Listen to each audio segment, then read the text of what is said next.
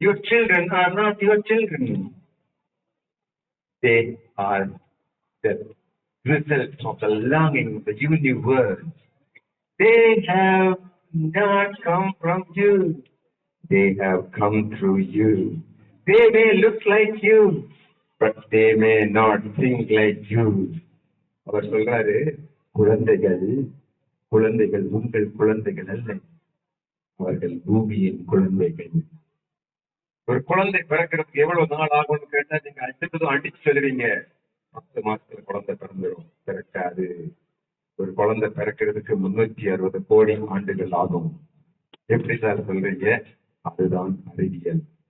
ஒரு குழந்தை பிறக்கிறதுக்கு நீங்க அப்பா அம்மா வேணும், அவங்களுக்கு அப்பா அம்மா, அவங்களுக்கு அப்பா அம்மா, அவங்களுக்கு அப்பா அம்மா அப்படின்னு சொல்லி உயிரினங்கள் தோன்றி இந்த பூமியில 360 கோடி ஆண்டுகள். இப்ப குழந்தைக்கு உடம்புல டிஎன்ஏ எப்படி பாத்தீங்கன்னா அந்த டிஎன்ஏக்கு வயசு 360 கோடி ஆண்டுகள். அந்த டாக்டர் சந்தோஷ், டாக்டருக்கு தெரியும் பீடியாட்ரிஷியன், குழந்தைகள் அபூர்வமானவர்கள்.